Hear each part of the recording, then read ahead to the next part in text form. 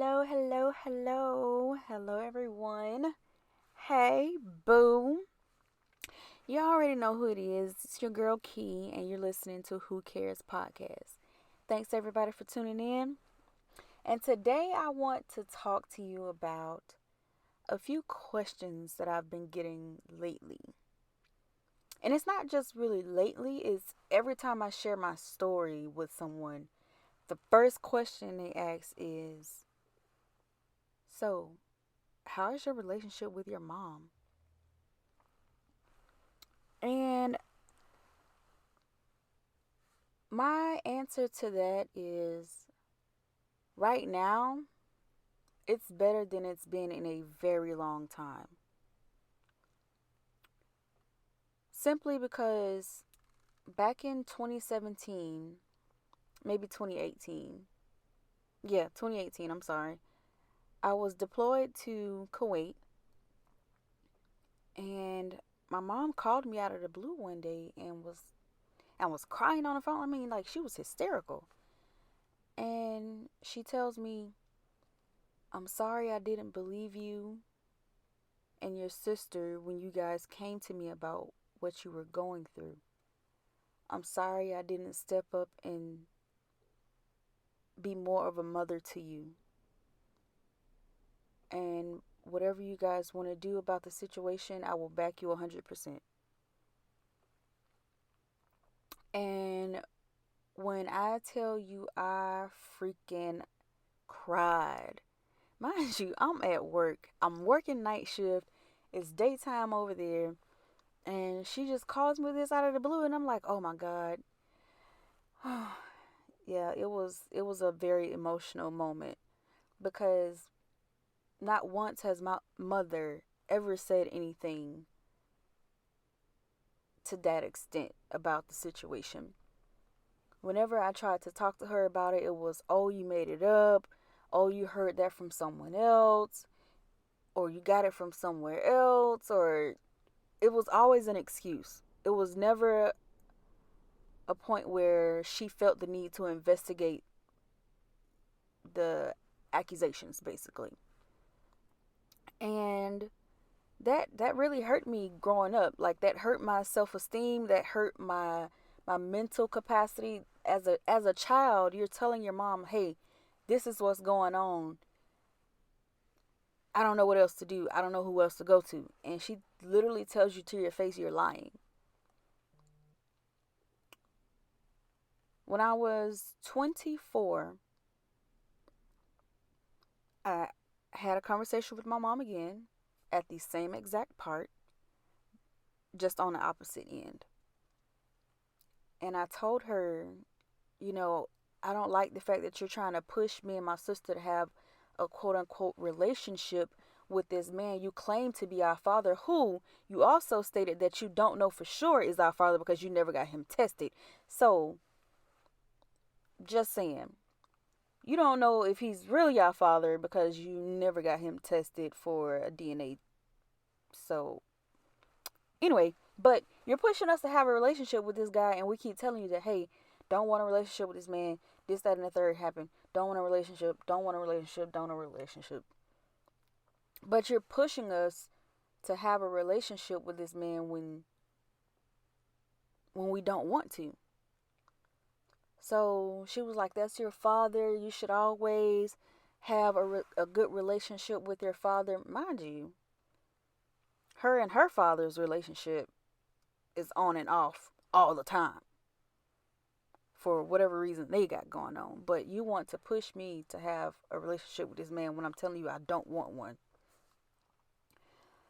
But we also discussed that day at the park, everything that happened. And she was like, do you remember what the doctor said? Do you remember? I said, yes, of course I remember. I remember it like it was yesterday. She said everything looked normal. But I told her, after I answered that question, I told her, do you really think this man would risk breaking the hymen of a freaking 10-year-old when he knows what he's doing? Clearly, he's done this before. This is nothing new. And that's when I told her, Hell, I found out he did it to his own sisters when they was growing up. She then tells me that's probably where you got it from. Fun fact here, I found out that information when I was 22. Yeah, so how can I make something up or use something against someone that I heard about someone else at the age of 10 and I didn't know about it? I don't know. It was just that conversation really took a turn for like the absolute worst. That conversation happened in August of 2014. I didn't talk to my mom again until almost a year later, maybe 6 months. Not too sure on the time frame, but we did lose communication for a while because I really felt like it was more so like a slap in the face. Like, I'm 24. I haven't been in your household for how many years? You don't take care of me at all. Period.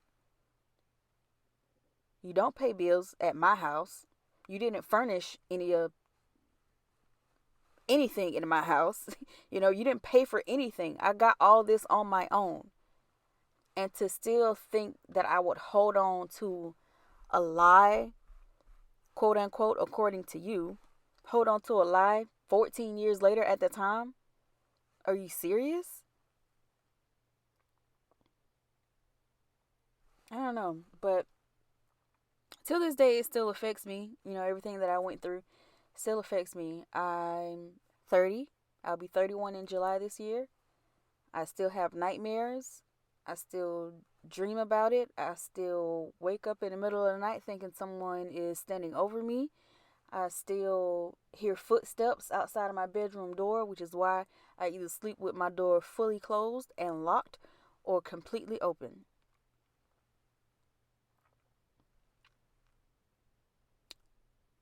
Yep. At 30 years old, it still affects me to this day. And I do seek counseling. I do go to counseling twice a month. So, anybody out there struggling with, the things that they went through as a kid, excuse me, things like this that you went through, even as young adults,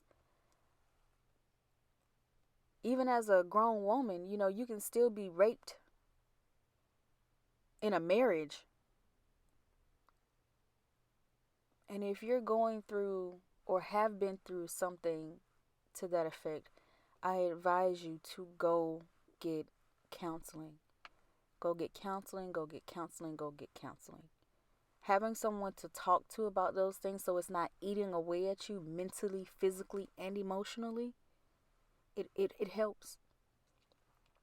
And I can attest to that. Because it took me years to be able to feel comfortable with even telling my story and not be afraid about the backlash that comes with it, or the criticism, or the sideways looks, and when you're not friends with a person anymore, that throw it back in your face, or they use it against you in a conversation. It lessens the negative effect that it has. I'm not saying that it completely goes away, but it does help. Find someone to talk to. That's all I ask. Well, y'all done got me emotional.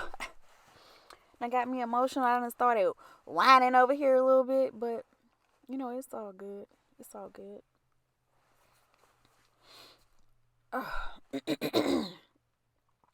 Whew. Well, thanks for listening, guys. I hope y'all have a good day, good week, good prosperous month. Happy April.